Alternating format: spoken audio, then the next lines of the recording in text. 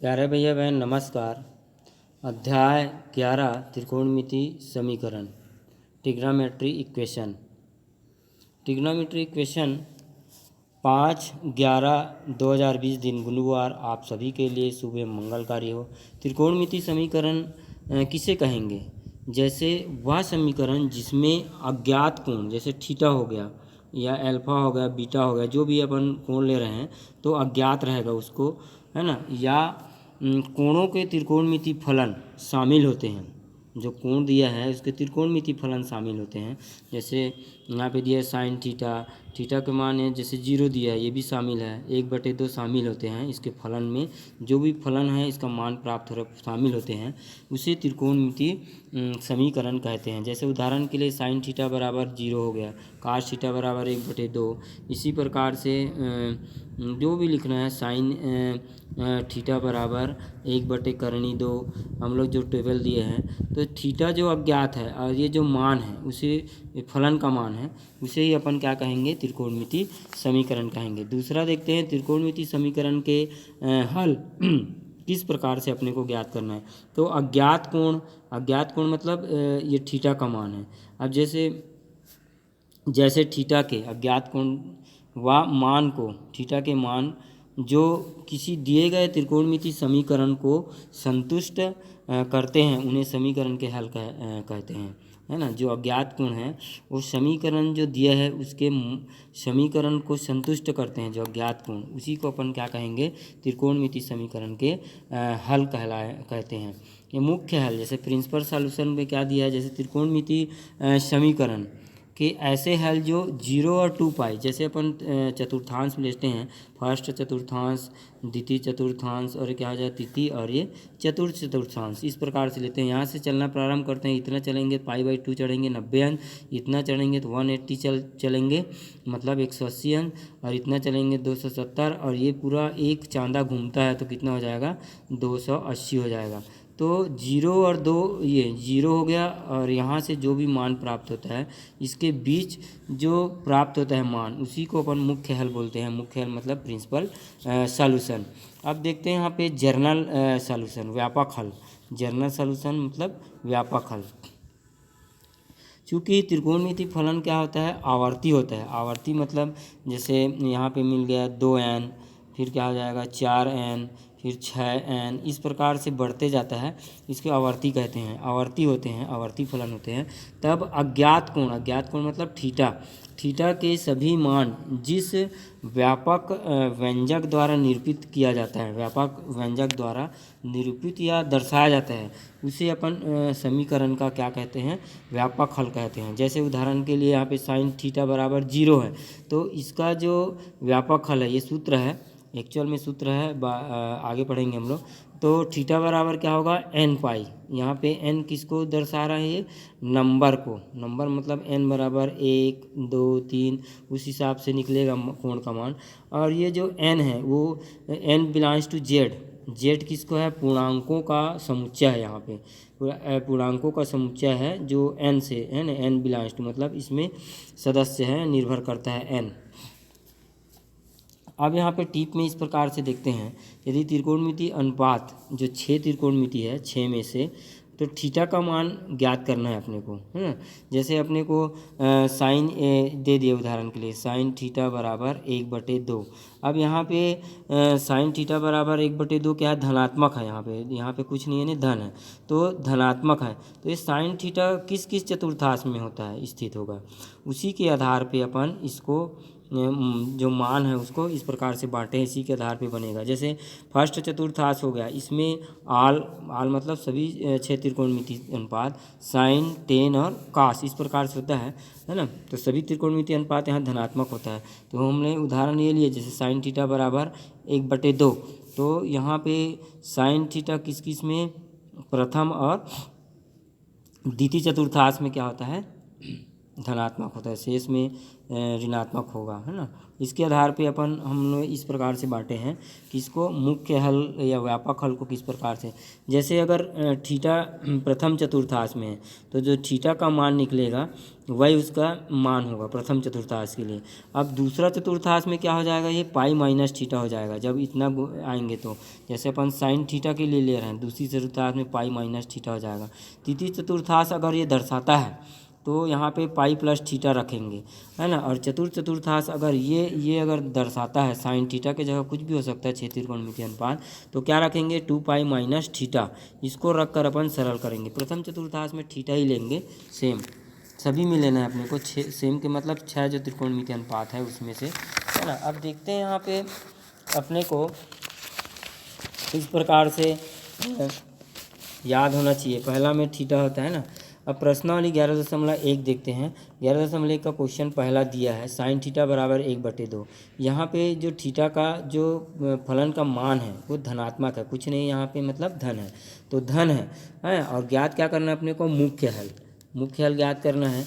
तो मुख्य हल के लिए मैं क्या बोला था, यहाँ पे थीटा हो जाएगा। और दूसरे चतुर्थांश में अगर दर्शाता है तो पाई माइनस थीटा हो जाएगा। तृतीय चतुर्थांश में पाई प्लस थीटा हो जाएगा। चतुर्थ चतुर्थांश में 2 पाई माइनस थीटा हो जाएगा। और क्या होगा, आल साइन टेन और कास, हम लोग इस पूर्व में पढ़े थे, उसी का सूत्र है, रीजन हो रहा है यहाँ पे।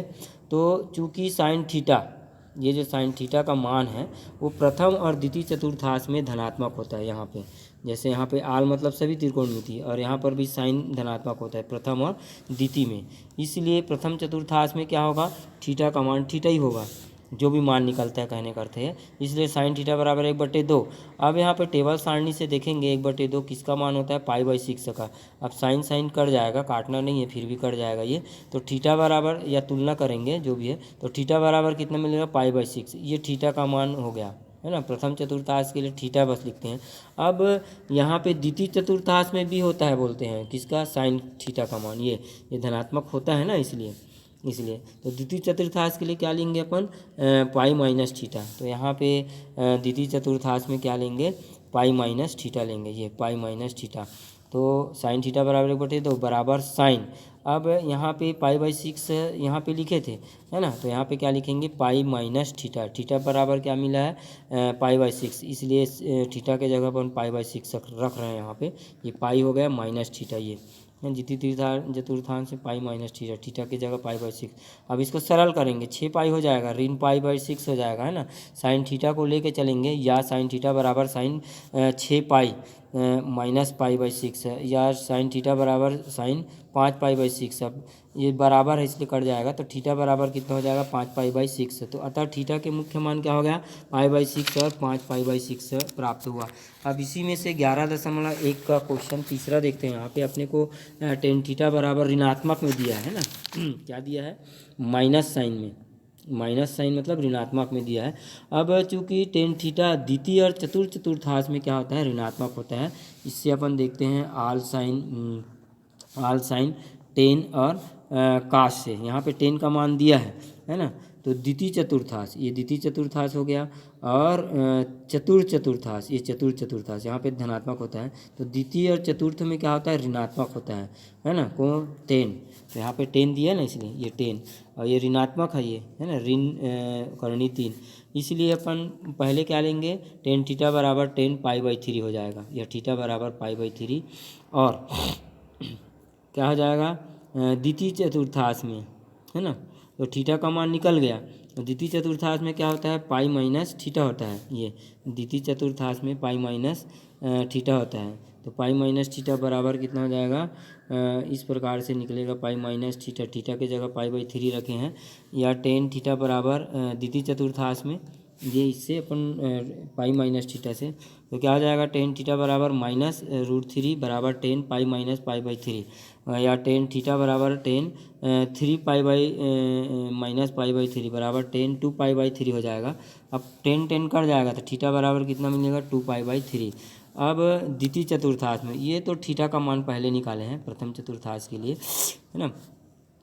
तथा चतुर्थांश में क्या होता है, जैसे पहला, दूसरा, तीसरा, चतुर्थांश में 2 पाई माइनस थीटा होता है। तो 10 का मान 2 पाई माइनस थीटा होगा। यहाँ पे टेन थीटा बराबर 10 2 पाई माइनस थीटा, थीटा के अपने को क्या मिला है, पाई/3 मिला है यहाँ पे हम लोग, ये थीटा बराबर, तो मान रख रहे हैं यहाँ पे, सरल कर देंगे, 3 दूनी 6 पाई हो जाएगा, माइनस पाई/3 हो जाएगा 10, है ना। तो कितना घर जाएगा, है ना, या 10 थीटा को लेके चलेंगे, 10 थीटा बराबर 10 5 पाई/3, या थीटा बराबर 5 पाई/3, तथा थीटा के मुख्य मान क्या मिला, एक मान 5 पाई/3 मिला और एक मान क्या मिला है, पाई/3 मिला है, ठीक है, और 2 पाई/3, ये 2 पाई/3। आगे इसी में से लास्ट वाला क्वेश्चन देखते हैं, 11.1 का अपने को इस प्रकार से क्वेश्चन दिया है, क्या दिया है यहाँ पे, कौशिक थीटा बराबर करनी 2 या √2, ये धनात्मक है, यहाँ पे कुछ नहीं है, धन है। तो यहाँ पे थीटा का मान, थीटा मतलब कौशिक थीटा का मान प्रथम और द्वितीय चतुर्थांश में होगा, इससे देखते हैं आल साइन टेन कास से, तो प्रथम और द्वितीय चतुर्थांश में, ये आल साइन का कौशिक होता है ना, इसलिए कौशिक, और यहाँ पे भी कौशिक 6 त्रिकोणमिति, ये क्या होगा, धनात्मक होगा, यहाँ पर भी क्या होगा, धनात्मक होगा, इसमें ऋणात्मक होगा। तो प्रथम और द्वितीय चतुर्थांश में देखेंगे धनात्मक होता है। प्रथम चतुर्थांश में कौशिक थीटा बराबर टेबल सारणी से करनी 2 का मान कितना होता है, पाई/4 का मान होता है ना, तो कौशिक कट जाएगा, थीटा बराबर पाई/4 पहला मिल गया। अब द्वितीय चतुर्थांश में प्रथम और द्वितीय, प्रथम में तो इसका मान थीटा ही होता है, इसलिए थीटा बराबर इतना मान निकल गया। द्वितीय चतुर्थांश में क्या होता है, पाई माइनस थीटा होता है, तो कौशिक थीटा बराबर √3 बराबर कौशिक पाई माइनस थीटा, है ना। अब यहाँ पे थीटा बराबर कितना है, पाई/4 मिला है, तो मार रख देंगे यहाँ पे थीटा बराबर, तो ये पाई/4 मार रखें और इसको लेके चलेंगे, या कौशिक थीटा बराबर कौशिक पाई माइनस पाई/4, या कौशिक थीटा बराबर कौशिक 4 पाई हो जाएगा माइनस पाई/4, तो 4 पाई में 1 पाई घटेगा, 3 पाई/4 आ जाएगा, या कौशिक थीटा बराबर कौशिक 3 पाई/4, कौशिक कट जाएगा, थीटा बराबर 3 पाई/4, अतः थीटा के मुख्य मान क्या हो जाएगा, 4 पाई और 3 पाई/4 हो जाएगा। आप लोग होमवर्क करते रहिए, धन्यवाद। अब आगे इसमें व्यापक हल में कुछ सूत्र है, त्रिकोणमितीय समीकरणों के व्यापक हल में सूत्र, इसको याद रखना, इसी से 11.2 बनेगा। साइन थीटा अगर 0 दिया है, यहाँ पे साइन थीटा बराबर 0 दिया है, तब उसका मान थीटा बराबर होगा सीधा सूत्र से, थीटा बराबर n पाई, n क्या है यहाँ पे, n बिलोंग्स टू z, पूर्णांकों का समुच्चय है ना। उसी प्रकार से दूसरा काश थीटा अगर 0 के रूप में दिया है, तो थीटा बराबर क्या हो जाएगा, 2n-1 इंटू पाई/2 हो जाएगा, और टेन थीटा बराबर 0 दिया है, तो थीटा बराबर n पाई और n बिलोंग्स टू z होगा, और कौशिक थीटा बराबर 0 दिया, थीटा बराबर 2n-1 पाई/2, ये सूत्र है, ये उपयोग होगा, आप लोग याद करते रहिए और नोट्स बनाइए, धन्यवाद।